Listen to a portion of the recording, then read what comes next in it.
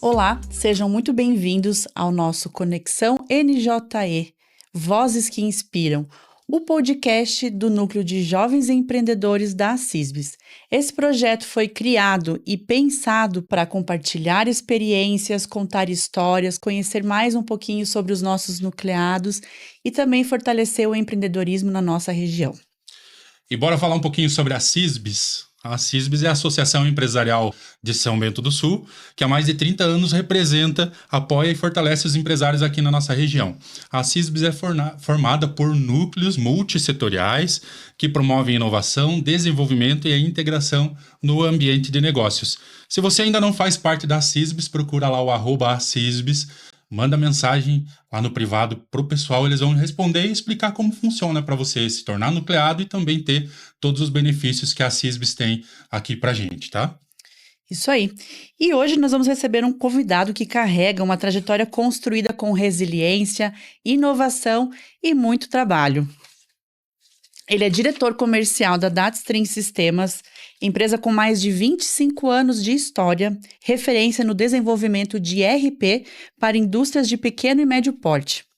Uma empresa que começou com 3 sócios e uma colaboradora e que hoje atende mais de 150 empresas em Santa Catarina, Paraná e São Paulo. Então, com vocês, Júlio César Teixeira. Bem-vindo, Júlio. Olá, boa tarde a todos vocês, Tassi, Itamar.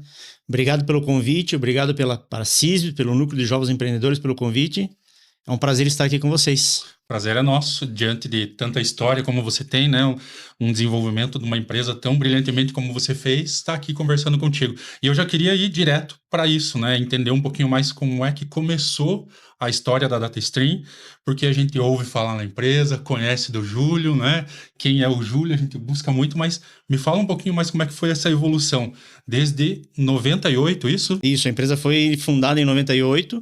Eu e o André, que é meu sócio, nós entramos na operação em 2008. Mas foi interessante, porque eu trabalhava, eu era CLT, então trabalhei muitos anos, né, na Móveis Leopoldo, que depois passou a chamar-se Intercontinental. Aí fui trabalhar na RH Brasil e faltando ali, eu estava com 6 anos de empresa, eu cheguei pro Geraldo Varma, na época era o nosso diretor, ainda é diretor da empresa. Falei, Geraldo, estou pedindo minha demissão, daqui a 1 ano eu saio da empresa. O Geraldo, opa, mas por quê? Você assustou. Um ano antes. Eu preciso me preparar que eu quero empreender. Eu tive um histórico anteriormente também de empreender, eu tive um insucesso, né? Sim. Eu quebrei, então eu falei assim, eu não posso errar 2 vezes. Então fui lá, pedi a minha demissão 1 ano antes, a gente preparou a minha sucessão. O Márcio Rosa ficou mais tempo do que eu fiquei dentro da própria RH Brasil, meu sucessor dentro da empresa. E aí comecei a prospectar. Esse ano foi para prospecção. E eu acabei encontrando, na época era Hightech Sistemas, né? O Daniel Fender, que era o dono da empresa. E aí acabei conhecendo o André, que era funcionário da Hightech Sistemas, e aí nós 3 acabamos, né, indo para uma sociedade, porque eu tinha uma experiência na indústria moveleira, o André também, o próprio Daniel. Então ali a gente começou toda essa história, né? E aí já se passando aí 17 para 18 anos, aí eu e o André frente à empresa. Ah, que História bacana. bem legal. Legal. E a gente sabe que todo início não é fácil, né? E acho que para vocês também teve uma falta de recursos ali como um dos grandes obstáculos, né? E como vocês enfrentaram essa fase aí, o que vocês aprenderam com ela? Então, assim, foram momentos bem difíceis, né? Então, por mais que você se prepara para você realmente migrar, né, de CLT para empreender um negócio, tem momentos que realmente, assim, você comete algumas falhas. E a gente acabou entrando na sociedade, nós não sabíamos muito bem como ela estava financeiramente e vamos lá. E aí o que a gente começou a fazer muito forte, principalmente eu e o André, a gente começou a fazer muito fluxo de caixa. Muito fluxo de caixa. Eu à noite, ele à noite, trabalhando, ele desenvolvendo, né? Porque nós éramos depois ficamos em 2 sócios, né? Então eu e ele ficamos na operação, o Daniel acabou saindo. E ficamos eu e ele na operação e toda noite terminava o expediente às 17 horas até às 22 horas, eu dando as ideias, o André programando, e a gente foi fazendo fluxo de caixa, tá? Porque o que rege uma empresa é o financeiro. Então, nós tínhamos falta de recursos, sim, mas como é que a gente vai administrar essa escassez de recursos? Controlando tudo que é possível. Então, a gente foi criando muitas ferramentas dentro do RP que hoje os nossos clientes utilizam. Né? Utilizam muito, né? Então, a gente evoluiu, claro, que aquele fluxo de caixa lá de 2009, 2010, 11, hoje ele está muito melhor, né? Então, mas assim, trabalhar com essa falta de recurso, eu sempre digo assim, a empresa que tem dinheiro é fácil. o mar agitado faz o bom marinheiro. Exato. Então, isso sempre foi uma política nossa, então a gente também cuidava muito da questão de segregar o que é dinheiro dos sócios, né, de Prolabore, e o que é dinheiro de empresa. Não misturar, que isso acontece muito normalmente nas empresas nascentes, tá? Eles acabam misturando CPF, CNPJ, então isso, nossa, é uma bagunça que é um dos meus conselhos, assim, ó, não misture. Conta pessoal é conta pessoal, conta CNPJ, PJ é conta PJ. Não misture meio de campo. Mas foi uma fase, assim, bem difícil, mas a gente aos pouquinhos foi superando ela também. E aí a gente vê essa superação, porque de uma equipe com 3 pessoas, fui para 23. Como é que foi viver isso dentro da empresa e ver esse crescimento dia a dia? Esse é um grande desafio, né? Principalmente porque quando você tem 2 sócios, né? Ali, né? Éramos eu e o André, depois mais uns 3 funcionários, nós conseguimos colocar a nossa cultura. É muito fácil implementar a cultura quando você é pequeno. Mas com o passar dos anos, com o passar do tempo, essa equipe vai crescendo. E fazer com que essa equipe vá absorvendo essa cultura não é fácil. Eu digo para vocês assim que foi muito bom. Nós chegamos até ali 2020, um pouquinho antes da pandemia, a cultura totalmente muito bem alinhada. Aí veio a pandemia, aí vai trabalhar em casa, aí tem outros cenários, né? Outros cenários, tem rotatividade, por quê? Porque a área de tecnologia ela acabou abrindo um espaço que antes não existia, das pessoas serem contratadas por outras empresas de tecnologia para você trabalhar de casa. Então nós tivemos algumas perdas, alguma movimentação no time, e aí a gente começou a perceber que a cultura estava indo. Ali foi um período também bem doloroso. Então, assim, a gente vem fazendo um trabalho agora nos últimos 5 anos para recuperar essa cultura. Realinhando. Né? Realinhando toda a questão cultural com a estratégia da empresa. Então, é um trabalho árduo, tá? Assim, o legal, assim, ó, quando a empresa é pequena, reforça a cultura. Quando ela começa a expandir, não dá para perder essa cultura. Tá? Então, mas é legal, cara. Eu gosto dessas movimentações no time, não rotatividade, né? Sim. Movimentação que eu digo assim, de movimentar a galera culturalmente, desenvolver o pessoal, é muito legal. E ainda mais que vocês são uma empresa de tecnologia, não tem como ser uma coisa estática, né? Não, é movimento o tempo todo. Movimento o tempo todo. Até aproveitando, pegando o gancho, né? A DataStream também sempre foi pautada nesses últimos 18 anos. A gente sempre tem assim, ó, tem momentos de ruptura. Então, a DataStream é uma empresa assim, ó, que a cada, olha, no máximo 2 anos, em algum momento vai ter uma ruptura, alguma coisa nova a gente vai ter que implementar.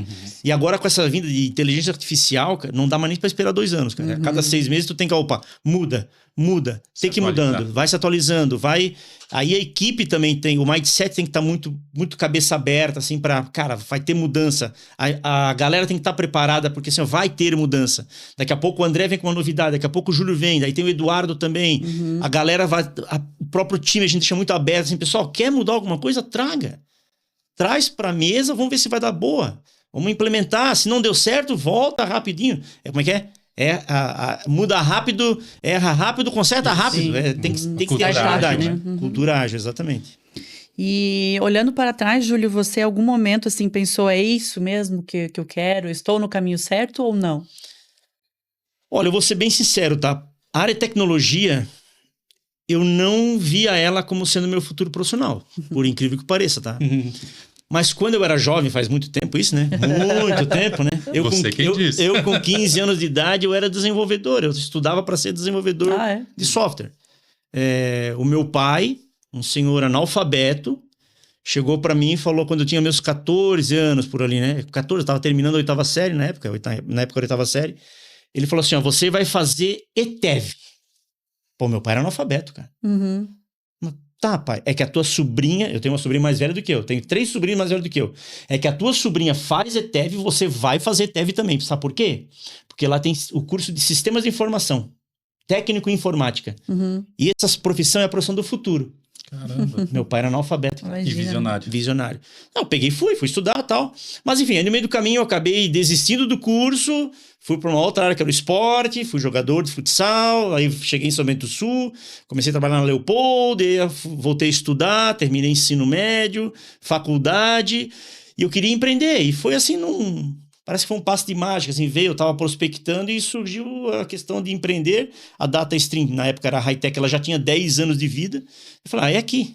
Então, Você só pegou Voltei aquele- para a área e digo assim, ó, hoje é Sim. uma área que eu não consigo viver sem área de tecnologia. Tá no DNA, tá no sangue. Só pegou, jogou futebol, só pegou a bola quicando e chutou. É esse Não, caminho. não deixei, nem fui de bater pronto, Itamar. Foi na veia mesmo. Legal. É aqui. Então, e deu certo. Que bacana. Muito bom. Escutando a tua história, a gente vê o quanto essa persistência e a tua visão também de negócios, né, fez com que você tivesse sucesso. Mas eu queria ir um pouquinho mais a fundo e trazer quais foram as decisões e estratégias que você utilizou até agora e que considera fundamentais para a DataStream ter o sucesso que ela tem hoje na região. Eu digo assim, ó, primeiro, um ponto bem importante, nós nichamos a empresa. Tá? Eu tenho clientes de outros segmentos? Sim, nós temos. Nós temos metal mecânico, temos plástico, temos trading, né? Temos outras áreas. Mas algo assim muito estratégico, porque a empresa nasceu muito dentro da indústria moveleira. Ela nasceu lá. Eu trabalhei na indústria moveleira, o André trabalhou na indústria moveleira. A experiência. Nós temos profissionais lá dentro da empresa hoje que já trabalharam na indústria moveleira. Então, assim, ó, uma coisa é você ter o foco, é nichar. E nós nichamos. Hoje, 90% dos nossos clientes são da indústria moveleira. Os outros 10 foram aqueles outros segmentos que eu falei para vocês. Atendemos eles da mesma forma como a gente atende a indústria moveleira. Mas tu tem que ter uma vertical que você se dedica mais, né? Mas, por exemplo, assim, ó, né? Hoje até o André mandou, tem uma proposta para passar para uma empresa de isopor. Tranquilo. A gente vai fazer a proposta. Mas a gente também vai fazer o que antes? A análise da aderência dessa empresa, se ela faz sentido para nós ou não. Se não fizer sentido, a gente nem vai. E tá tudo bem. E tá tudo certo. E a gente é muito honesto nesse ponto. Legal. Teve empresa de outros segmentos que falou assim, ó, pessoal, né? Vou dar um exemplo. Em Joinville teve uma empresa de medicamentos, importação de medicamentos. Cara, tem regulamentação, não é a nossa praia. Procure uma outra empresa de software, que aí sim você ela vai te entregar muito mais do que nós. A gente vai ter que reinventar a roda no RP. Sim. Então esse é um ponto, tá? Planejamento, né? Nicho, acho que tem que ser nichado, acertar, alinhar muito bem a tua persona, né? E a identidade do teu cliente, são alguns conselhos assim que eu daria para realmente, que a gente usa bastante lá na empresa assim para atacar o mercado. Legal. E vocês também falam muito sobre um dia melhor que ontem, né? E como esse propósito se traduz para a equipe e para os clientes? Esse é um trabalho assim de formiguinha, tá? Então assim, ó, a gente conta muito com o pessoal eu sempre brinco nas nossas reuniões de empresa, né? O pessoal da velha guarda, né? O pessoal já de tempo de casa. Nós temos lá, né? Tiago, tá? Sim. 15 anos, Maria, 15 anos, Jason, 15 anos, né? Tem uma galera, tem o Yunan lá que também tá quase beirando seus 15 anos de empresa. Então assim, ó, a gente aproveita muito esse pessoal que está há muitos anos com a gente. Por quê? Porque eles fazem, né? O dia... Tem até um histórico, né? Então assim, ó, é muito legal porque assim, ó, são pessoas que eles validam aquilo que a gente fala. Porque muitas vezes o líder falar, talvez as pessoas, o cara tá... É dono, tá? É o empreendedor. Mas quando tu tem no time pessoas que realmente eles seguem o DNA da empresa, eles carregam isso com eles, facilita muito a chegada das novas pessoas. Tá? Isso é uma coisa assim que eles têm trabalhado, nos ajudado bastante a trazer essa mentalidade que a gente quer das pessoas lá dentro. Julie, hoje no mercado vocês atuam em quais estados? São Paulo, nós temos, claro, o nosso maior número de clientes hoje é Santa Catarina, né? Obviamente nós também temos uma limitação territorial, então assim, num raio de 300 quilômetros, nossos maiores clientes estão aqui. Aí temos clientes no Paraná e temos clientes em São Paulo. São os 3 estados hoje que a gente Eu pergunto porque eu vou emendar uma segunda pergunta. Manda lá. Como é que é para você administrar pessoas que trabalham para a tua empresa em vários estados? E eu sei que a nossa cultura, se pegar aqui o sul do país, ela é bem diferente de outros estados. Né? Como é que vocês fazem para que essas estratégias dê certo, para que a liderança seja efetiva? Qual que é a tua técnica aí? Pós-pandemia, eu digo para vocês assim que 90%, 80% do nosso time está home office. Tá? Então, temos algumas pessoas, né? Tem pessoa no Paraná, mas a maioria está na nossa micro-região aqui, né? São Paulo são clientes, tá? Não são colaboradores. Ah, legal. Tá? São clientes, né? Mas assim, o que a gente tem feito, né? E para 2026 a gente já fez todo um planejamento também para gerar maior integração entre os times, né? Alguns eventos presenciais. A gente também faz eventos online. Quando chega um colaborador novo, reúne a galera num determinado horário, né? A pessoa se apresenta, nós nos apresentamos e a gente vai transmitindo toda aquela questão assim do acolhimento para esse novo colega que está chegando. Assim, a gente teve que se adaptar, não tem mais volta, né? Então, mas eu acredito assim, que pro futuro, né? A gente talvez vai entrar um pouquinho mais nessa seara aí. Tem novidades também em termos de futuro aí que a gente tá... E ainda falando sobre os clientes, tem alguma diferença em atender? Não. Eu digo assim para vocês que a pandemia ela acabou mexendo com esse movimento todo, né? Se você pegar as grandes de tecnologia hoje, praticamente toda a parte de implantação ela está virtualizada. E nós também adaptamos a empresa para isso. Então hoje o nosso pessoal está pouco na estrada, não está tanto, ainda faz visitas presenciais, mas a gente também teve que ir adaptando a realidade do mercado, né? Se as grandes fazem implantação virtual, por que nós que atendemos as pequenas também não podemos fazer? Então, a gente conseguiu também fazer aí uma adaptação e tem dado muito certo. Nós estamos ainda muito híbrido, tá? Tem empresas de tecnologia que elas praticamente já virtualizaram até a parte de implantação. Todos os processos. Né? Todo o processo, tudo virtualizado. Legal. E na tua visão, Júlio, o que diferencia a DataStream no mercado hoje? Eu digo assim que isso é frase vinda de cliente, tá? É a proximidade. É você estar... Por isso, lembra que eu falei do raio de 300 quilômetros? 300 quilômetros, né? Essa proximidade, assim, tudo bem, hoje tem tudo acesso remoto, tu consegue fazer videoconferência. Nossas reuniões hoje com os nossos clientes, praticamente todas elas são virtuais. A gente não vai até o cliente. Vai para Rio Negrinho... 30 minutos para ir, 30 para voltar. 1 hora morta. Aí você precisa ir para Mafra, precisa ir para Canoinhas, São Paulo. Faz virtual. Então, assim, eu digo assim que o grande diferencial da DataStream é proximidade e atender claramente o processo daquela empresa. Então, a gente customiza bastante o nosso RP. Tá? Ele tem uma vertical, né? Ele segue um padrão de módulos, mas a gente trabalha muito a questão da customização, principalmente quando a gente fala de chão de fábrica. Aí é praticamente cada PCP é diferente. A empresa que faz a mesma mesa que essa daqui, o processo dela é totalmente diferente. Você pode ter 10 caras que fazem essa mesa, mas eles fazem totalmente diferente, seja uma movimentação de peça, uma máquina mais próxima, mais distante, ou layout, ou é em U, é em L, enfim, assim, tudo isso vai mudando de empresa para empresa. Então, na parte de PCP é muito específico. Então, são os nossos 2 grandes diferenciais, proximidade e customização. Júlio, a gente estava vendo o material aqui antes de começar em off, né? E aí você comentou sobre uma frase que hoje você traz como sendo aí um guia, digamos assim. Meu mantra. Teu mantra, boa. Fala ela para nós, vamos lá. O analfabeto do século XXI não é aquele que não sabe ler e escrever, mas é aquele que não sabe aprender, desaprender e reaprender. Alvin Toffler. Legal. Escreveu isso na década de 80. E aí, válido até hoje. Visionário. Eu vou devolver ela. Como é que isso molda hoje as tuas decisões? Porque realmente é uma frase de impacto se a gente pensar a fundo, né? Como é que você toma decisões partindo dela ou usa ela como base? Eu digo assim que... Cara, tudo que tu aprendeu, o que te trouxe até aqui hoje, não é o que vai te levar para os próximos 10 anos. Não vai te levar. Isso é fato. Então é o tal do aprende, desaprende e reaprende. Aí eu posso trazer um exemplo bem prático quando eu trabalho na área de recursos humanos. Vamos lá. O pessoal de EAD vai ficar um pouco chateado comigo, tá? Mas calma que eu vou explicar. E eu falo isso nas minhas aulas também, para os meus alunos, tá? Sim. Eu dou o exemplo do aprender, desaprender e reaprender. Quando eu trabalhava, por exemplo, na RH Brasil, quando chegava um currículo para mim, né? Eu não era da área de seleção, mas chegava, às vezes acontecia, né? Chegava no meu e-mail, chegava entregando fisicamente, quando eu olhava EAD, amassava, jogava no lixo. Amassava, jogava no lixo. Isso é um preconceito? Exato. Eu aprendi que o EAD não servia para trabalhar numa empresa. Sim. Olha só. Até o dia que eu fui convidado para uma universidade, ministrar uma palestra no sábado de manhã. E o professor falou, Júlio, 50 alunos presencialmente. Talvez o professor que tá... Não vou falar o nome do professor, mas ele vai saber quem é. Mas ele vai ver. Ele vai saber quem é. Eu fui na universidade, cheguei lá. Aí o pessoal entrava na sala, assinava, saía. Falei... Não, fica tranquilo, eles vão tomar um ar. Daqui a pouco eles voltam.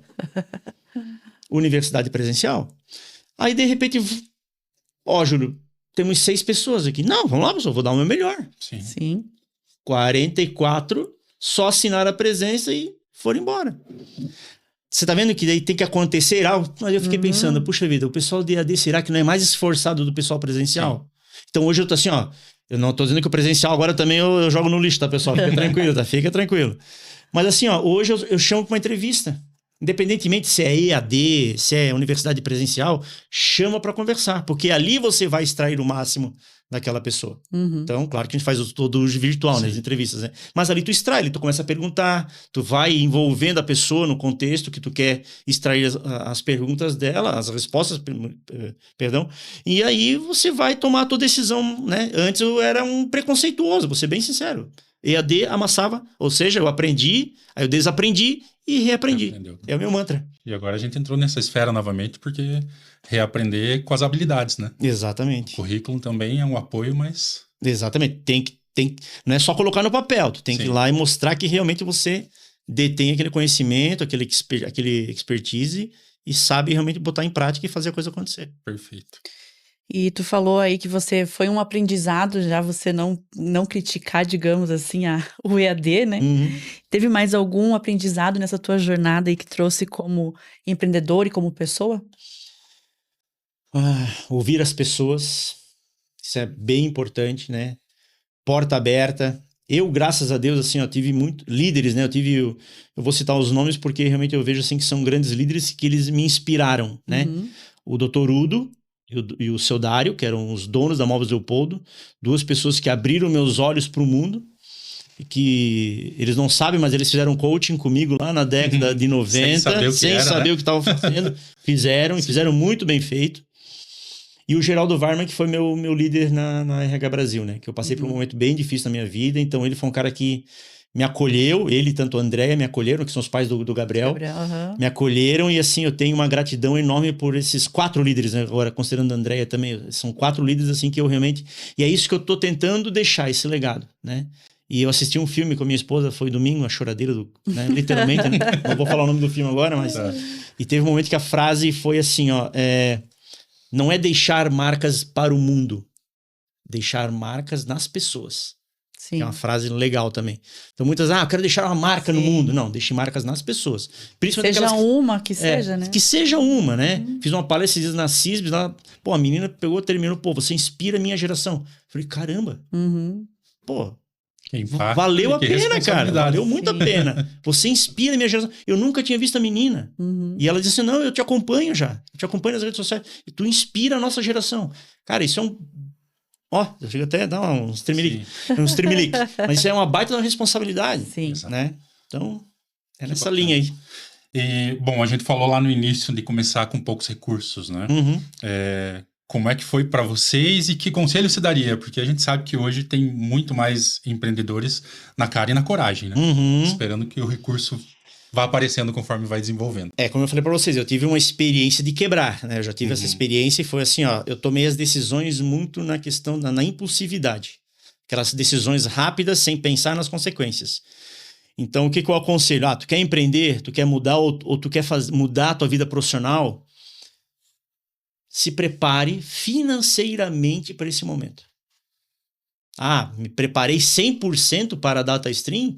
Me preparei, mas poderia ter me preparado mais ainda, tá? Mas foi bem melhor que a primeira vez, tá? Então, assim, esse preparar-se financeiramente, preparar-se com relações a questões jurídicas, societárias, isso tudo tem que ser muito bem estudado. Por quê? Porque isso vai impactar diretamente na tua vida pessoal e profissional.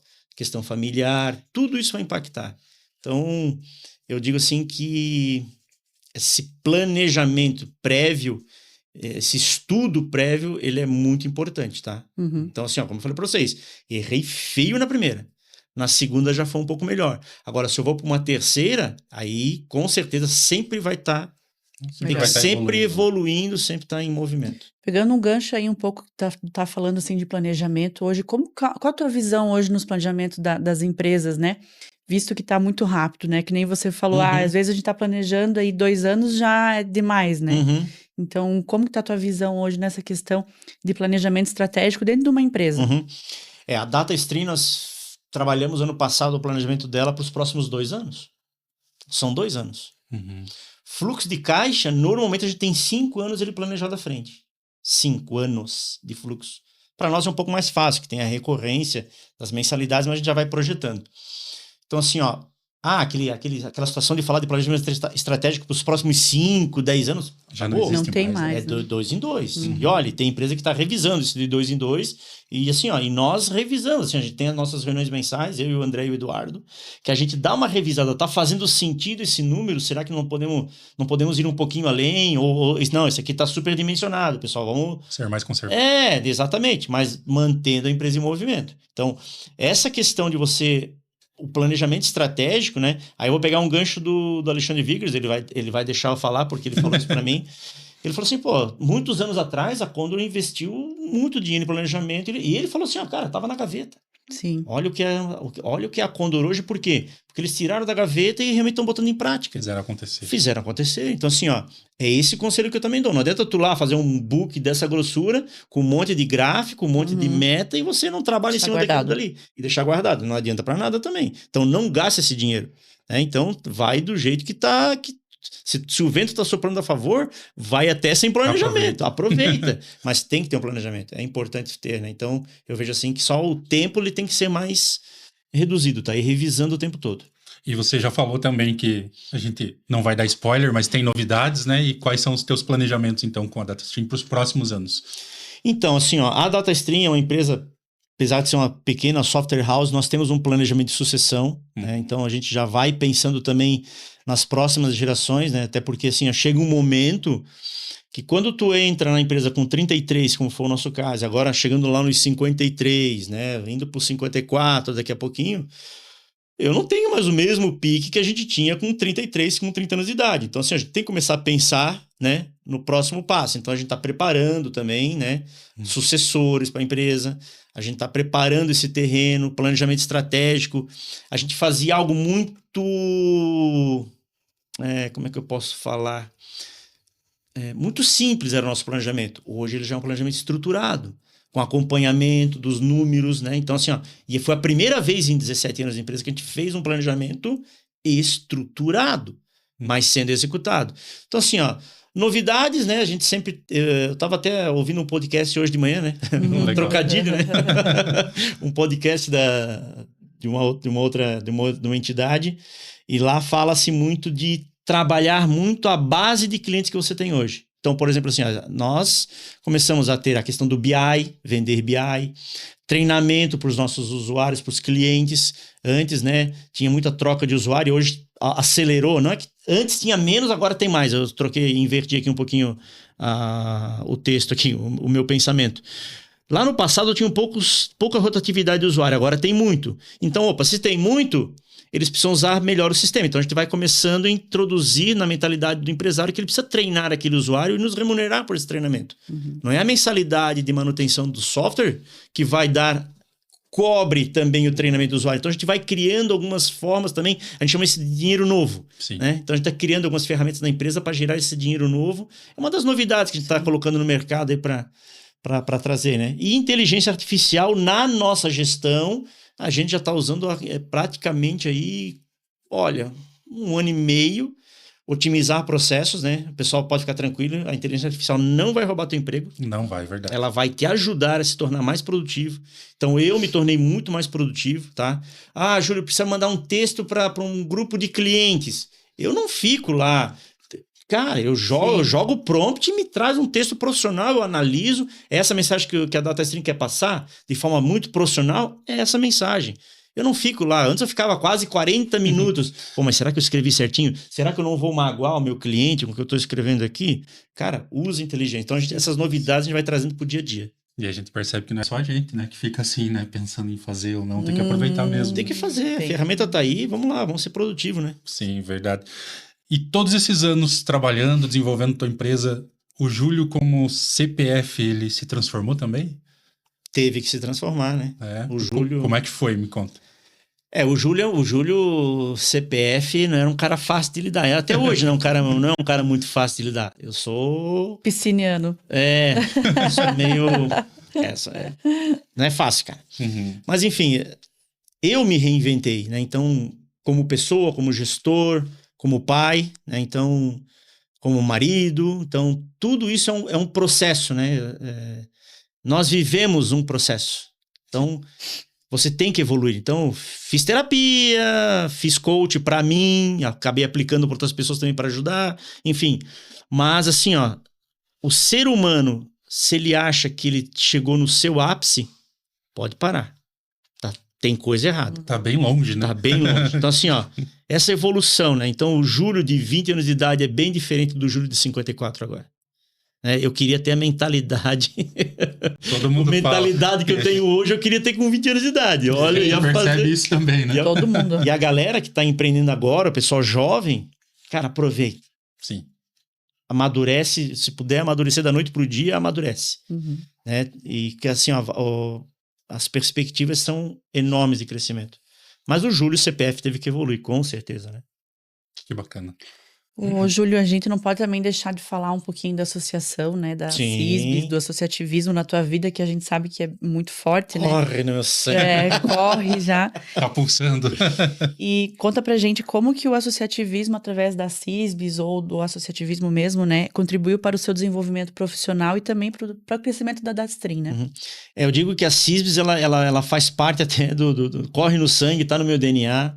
Eu comecei na CISBS, se não me falha a memória, em 1994. Então, nós estamos falando de 31 anos de associativismo. Antes da Datstream. Antes da Datstream, Legal. quando eu era já da Móveis Leopoldo lá.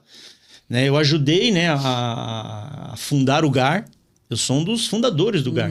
Não sei se tá na ata lá, tem que até ver lá, Marcelo. Mas eu acho que eu fui sim, porque foi um momento de ruptura que teve lá da BRH, daí eu... Né, Jair, Paulina, Jaqueline, eu, teve uma galera que montou o As GAR. 10 primeiras matrículas. Mais ou menos isso daí, tá? Aí acabei depois indo para o núcleo de tecnologia, né, e informação, também fui.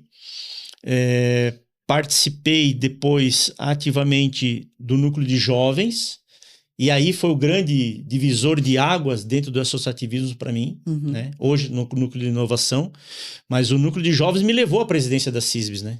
Sim. Eu digo assim, é o núcleo que me impulsionou profissionalmente, na minha carreira profissional. Foi o grande núcleo que realmente deu aquele, né?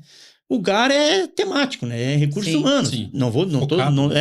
Mas enfim, me ajudou muito também. Mas o que realmente deu mais densidade para mim foi o núcleo de jovens, né? Então, na época era eu, o Gabriel e o Ricardo. Sim. Nós três éramos o núcleo. Fizemos uma AGO no Bandeirantes. E tudo era mato, como diz o ditado. Eu teve que, pegar foice, abrir picada. Aí em 2006 o Marcelo Cavinati, nosso executivo da CISB, me lançou um desafio. Eu já com 43 para 45 anos, eu já tinha dobrado o cabo da Boa Esperança ali, pessoal. Eu já tava fora, porque vai até os 40, né? Isso. Eu já tinha quebrado. Ele falou, cara, nós precisamos que você mova esse núcleo. Eu falei, beleza, vamos lá. Aí, conversei com o Gabriel, o doutor Ricardo não pôde, porque ele teve outros objetivos na vida profissional dele. Fui pro Facebook na época, né? Comecei a convidar todo mundo pelo Facebook. Todo mundo, Giba, comecei a chamar o Nicolas, uma galera assim, sabe? Comecei a chamar, botamos mais de quase 40 pessoas na sala ali, na antiga sala da presidência, faltou cadeira, pessoal em pé, e ali a gente deu uma nova virada de chave no núcleo. Aí fizemos uma GO, que essa GO é épica. Botamos 350 ou 380 pessoas ali no hotel, ali no Serra Alta. Caramba. Foi show de bola. Foi assim, a foto hoje, se vocês forem nas AGOs, se bobear, aquela foto aparece ainda. Porque ela foi épica. Ela foi épica. Foi épica. Então, assim, foi um movimento muito legal. E aí depois eu acabei, né, dando continuidade no próprio núcleo, né? Hoje estou lá mais um conselheiro, mais olhando, né?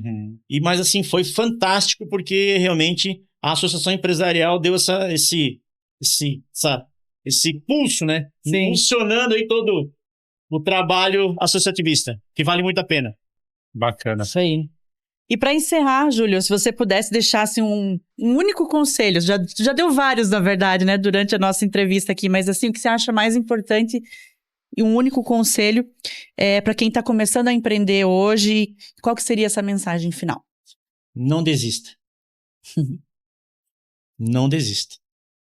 Por mais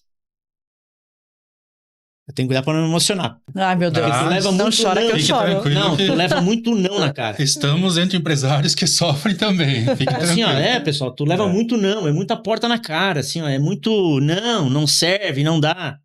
Eu tenho passado isso hoje muito com a Tertio, né, que é uma startup que a gente tá tentando, né, aos pouquinhos ela vai chegar onde ela quer. Mas assim, de tu fazer mais de 200 reuniões com empresas pelo Brasil todo e todo mundo fala não. Então, não desista. Sim. Porque no momento certo, na hora certa, Deus está colocando alguma coisinha bem especial para você lá na frente, tá? Muita fé em Deus, muita espiritualidade, que vai dar certo. Vai dar certo, com certeza. Perfeito, Júlio. Queria te agradecer por essa conversa que a gente teve aqui, que, na verdade, quase uma aula, né? É uma aula. MBA gratuito pra gente estar apresentando. Bem menos. Mas agradecer por ter escutado um pouco mais da tua história, teu propósito, né? Acho que a tua história, com certeza, nos fez aprender muito mais, nos desenvolvermos só nesses minutinhos que estamos conversando aqui. E aí, fique à vontade para falar um pouquinho mais das tuas empresas, das redes sociais delas, até para o pessoal que está nos assistindo conhecer um pouco mais do teu trabalho. Eu que agradeço, né, Itamar, Tassi, o pessoal do Núcleo também, da CISB, obrigado aí pelo convite. Eu fiquei bem lisonjeado aí de participar desse evento com vocês, desse podcast, que vem a segunda temporada, né, que parece que vai ter, né, a segunda temporada e tal, né. Quero agradecer, né, e assim, eu tô nas redes sociais, LinkedIn, Júlio César Teixeira, vocês vão me achar lá. Não é muito difícil, né? Não. Só ver a franja que vai aparecer lá na foto, vai estar bem fácil. No Instagram também, @Julio_DataStream. E as empresas, né? DataStream Sistemas, Tertio Online. E também tem a minha caçula, que é a Vogel Educação Corporativa, que é uma empresa aí que eu abri ela. Hoje ela está em Balneário Pissarras, onde eu resido atualmente, né? Então ela está instalada lá, mas eu tô, né, preparando o futuro aí e realmente para a corporativa, de educação corporativa, porque é uma área que eu gosto muito. Trabalhei, né, já com mais de 20 anos trabalhando em treinamentos, em universidades, enfim. Então, é uma área que eu gosto para deixar legado, né? Isso aí. Nós temos que deixar o legado. Né? Tem que plantar uma árvore, escrever um livro e Ter um filho. ter um filho. No meu caso, uma filha. Pelo menos os 3 tem que ter, né? Exato. Então, falta o livro. Daqui a pouco a gente chega lá, tá? Agradeço também vocês aí a oportunidade de falar um pouquinho da DataStream e das outras empresas aí. Obrigado. Muito obrigado. A gente que agradece, Júlio. Então, esse foi mais um episódio do Conexão NJE, Vozes que Inspiram, né? Um espaço criado aí para valorizar esse tipo de história e também de todos os nossos nucleados e também a gente poder divulgar isso, porque eu acho que é mais interessante a gente conectar com as histórias, né? Sim. E tudo isso transforma negócios e fortalece ainda mais o nosso empreendedorismo em São Bento do Sul e região. Esse projeto conta com o apoio aqui do pessoal da Bela Click, que cede toda a estrutura para a gente. Para você que precisa fazer algo nesse sentido, né, quer fazer um podcast, mostrar o seu trabalho, corre para as redes sociais da Bela Click, chama eles que eles estão à disposição também. Também conta com o apoio da Cisbis, @Cisbis, entra lá nas redes sociais, pergunta para eles como você pode ser nucleado e aproveita. Quem sabe é você que está aqui no próximo, né, na próxima temporada, conversando com a gente também no podcast. E lembrando também, pessoal da Fábrica Catarina, que cedeu esses brindes. Júlio, essa canequinha é tua? É caneca ou xícara? Fiquei na dúvida agora. Agora eu não lembro mais. Boa, Caneca. vamos ter que voltar 2 episódios para lembrar o que o Bruno falou, né? Mas o pessoal da Fábrica Catarina, tem vários modelos lá na loja deles. Vão lá, deem uma olhadinha, prestigiem, é aqui da região. E entre nas redes sociais deles também. Isso aí. E aí, hoje encerramos oficialmente a primeira temporada do nosso podcast. Exato. Passou rápido, né? Então foram muitos encontros, né, aprendizados e trajetórias como essa que a gente acabou de escutar do Júlio, que mostram a força do nosso empreendedorismo aqui em São Bento do Sul e região. Em 2026, estamos pensando aí em novos convidados, novas histórias e ainda muito mais conteúdos de empreendedorismo, inovação e desenvolvimento empresarial.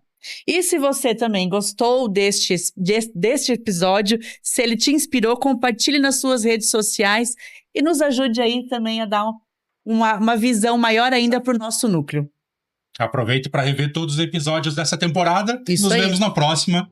Obrigado e até mais. Até mais. Tchau, tchau.